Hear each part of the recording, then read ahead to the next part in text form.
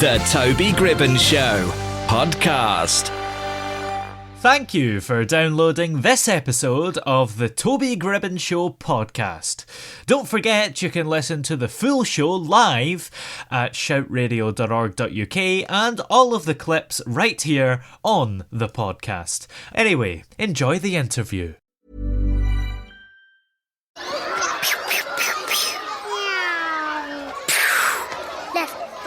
Left, right.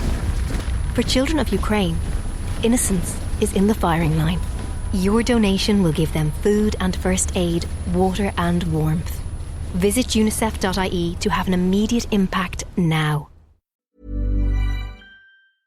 Heba Hamzeh is an author known for creating and writing Prince Zaaki and the Royal Sword of Luella, which received much critical acclaim, as well as the second book in the series, Prince Zaaki and the Momentous Battle of the Kingdoms. And she's on the line with us here just now. How are you doing today? Thank you. How are you? I'm doing great. Now, how would you describe the whole series of books that you've done in the Prince Zaaki series? Okay, so it follows a boy named Prince Zaaki as he's becoming an adult, and he's heir to the throne of the Kingdom of Luella.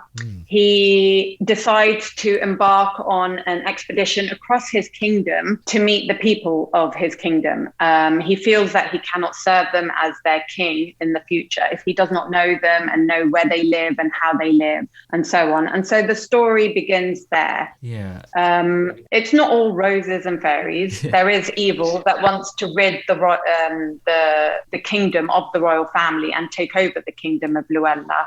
And so before his journey, Prince Zaaki is given a special sword by his father, King Zaaki, and he's been given some spells by the royal wizard, Futurist. And these, the sword and the spells help him when he becomes under attack by mystical creatures, dragons, and so on. It's full of adventure. It's full of battles. It also does have a little element of love where you see the prince fall in love. But during his travels, he finds himself taken to this sort of mysterious hidden island called Kos Island. Where two goddesses reside, and they have a special school there run by angels. It's called the Trans-Em School, and it's for uniquely gifted children, but these children are there because they have been excluded from society or they hide from society because of their unique gifts. And they find solace in the Trans-Em School, and they learn to control their powers there and develop them. And the goddesses have given this to the children. They sort of to feel that they are included in everything. And these gifts, these powers that they have are not anything bad, that they can use them for good. And so, the plot and the stories develop throughout the books, and you can follow it through the map, the ever-growing maps in each book. So in the first book, the map starts with just the Kingdom of Luella. And then in the second book, the map has more kingdoms in it, and then and it carries on, so on and so forth. So the map is ever-growing as the plot and the development of the characters and the locations expand. Yeah, and every good fantasy book has a map, doesn't it? Definitely. So what actually inspired you to write these books? I would probably say my children. When they were younger, I used to read them bedtime stories at night. And one evening, I think we had read through all the books we had, and my son didn't want to sleep. And he was like, "Mum, one more. And so I thought, let me make one up. And I started with Once Upon a Time. And I looked at my son and I went, there's a boy named Prince Zaaki. And the Prince Zaaki books were created. I sort of based the three main characters, the prince and the two goddesses, on my children, my two daughters and my son. And I sort of took him on an adventure across this sort of magical sort of fiction kingdom and I named it Luella. And it just developed from there. Every night my son would be like, what's Prince Zaaki doing next? So I'd come up with another adventure, another battle, another sort of different place and different people, and I made up animals as well. So you'll see in all the books, but the first book, there's an animal called the Gertigs. The Gertigs are sort of half giraffe, half tiger. And they play around and they roam around in the royal palace gardens of the kingdom. So I think it was definitely my children who inspired the Prince Zaaki series. Yeah. Where did the name Zaaki come from, and how did you come up with Luella as well? Were they just sort of random in the moment, or did you maybe have a bit more time to think about it? He is my son's name. Luella is a combination of both my daughter. Well, my eldest is called Lara, but I call her Lulu. And my second daughter is called Ella. So I put Luella together, Lulu and Ella together, and I came up with Luella.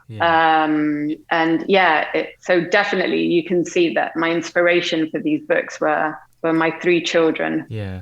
And you've done 2 books in the series so far, of course. Have you got more planned after this one? Just finished writing the 3rd book. Wow. And worked with the illustration team on all the illustrations and the front cover. That's all done, and it will be, hopefully it's going to the publishers, and the publishers are working on it. So it should be out later this year, the 3rd one. Yes. Right. So I'm very excited to share that with everyone as well. Yeah, that's exciting. Have you got even more plans after that one? Do you have maybe a number in mind of how many you want to do? I don't want to limit myself and say I'm going to write 4 or 5 books in the series. I'm very passionate about the Prince Zaaki series. I can let you in on a little secret. Last week I started writing the 4th one. Wow. I don't know. I woke up one night and I had a little creative blast, and I just wanted to get it down. So I started writing the opening chapter of the 4th book. As long as I feel the passion is there, and I can create more, and I can develop the characters more, introduce new characters and the storyline and the plots. Hey there, listener. Do you have something to say? Then you're already a podcaster. You just don't know it yet. Whether you love to shoot the breeze with friends, have an urge to share your passion with the world, or even want to grow your business, you've got something worth saying with a podcast. With Acast, it couldn't be easier to start your own show. Launch, grow, and make money from your podcast across all listening platforms. If you have something to say, you're a podcaster. Head over to acast.com to get started for free. I will keep going.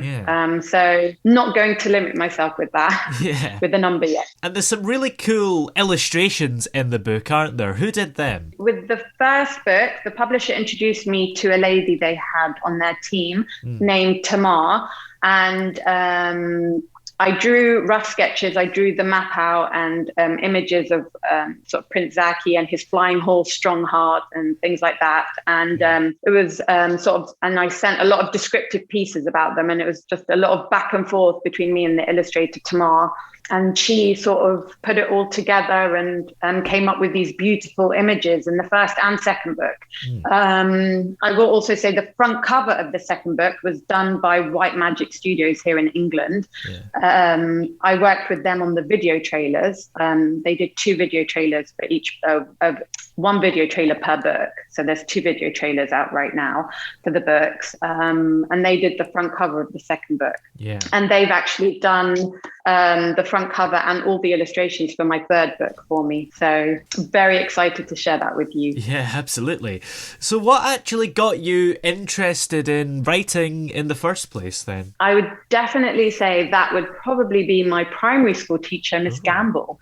I've always thought about this, and I always go back to that time when I was very young, and she gave the whole class, we all had to pick out of a hat a name of a poem. And I picked out The Tiger by William Blake. I will never forget it. Tiger, Tiger, Bunny, but that poem. And we had to go home, research it, learn it, and come back and discuss it and say the poem off by heart. And I fell in love with poetry, and that sort of turned into writing poems, which I did at a young age, and then creative writing, and now these Prince Zaaki series of books.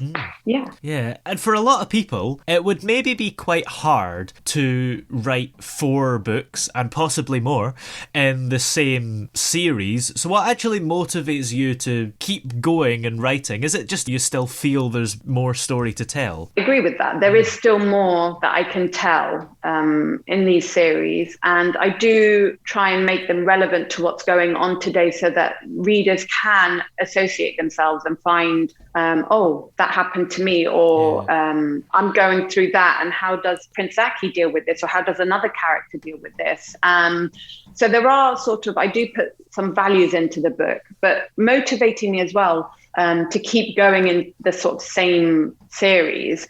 I have boards up all around my room where I've there's one board that's got the first book, and I put like little post-its on there, and I write on there, and I've got a picture of the map, the first map I ever drew for the first book, and images and sort of describing different scenes. And then I've got another sort of notice board with all the notes that I made for the second book as well, and then another one for the third book. So that sort of helps me sort of remember what I wrote there, so I don't, change different descriptions and things. But also I want to show my children and everyone that they should follow their dreams.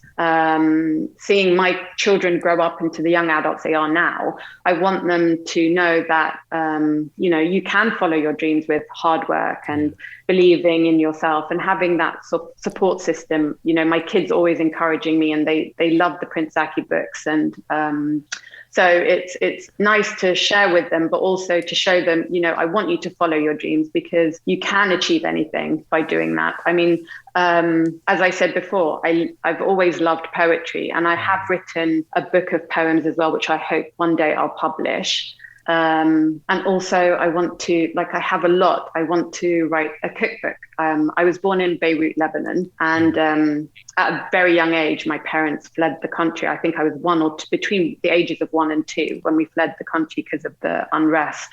And we came here. But I was lucky enough to be surrounded by my mother and my aunt and my gran, who cooked for us, me and my brother and my cousins. We all lived together. And they cooked for us all these Lebanese mountain food that you don't typically find in a Lebanese restaurant. They're sort of different, very sort of different style of cooking. And I'd love to share that special food with the world one day in a cookbook. So I have a lot of things that I want to do, but right now I'm very focused on the Prince Zaaki series. Yeah, absolutely. Well, where can we find the Prince Zaaki series if we'd like to buy it? So, firstly, the publisher's website, they're called D'Angelo Publications. You can also find them on Amazon Kindle, Waterstones, Barnes & Noble, and also you can go to my website, which is princezakibook.com. There's a link to the Amazon pages on there. And can I also just add, in the hardback of the second book, Prince Zaaki and the Momentous Battle of the Kingdoms, the hardback book, I have written a little message, and it's signed from me as well to the readers. That's fun. Well, many thanks for joining us on the show today. It's been great to chat to you. I really enjoyed it. Hey there, listener. Do you have something to say? Then you're already a podcaster. You just don't know it yet. Whether you love to shoot the breeze with friends, have an urge to share your passion with the world, or even want to grow your business, you've got something worth saying with a podcast. With Acast, it couldn't be easier to start your own show.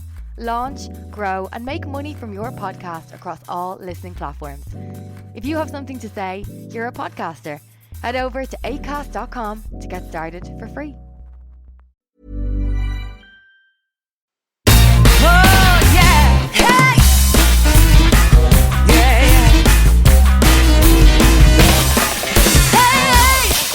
The throbbing pulse of sound.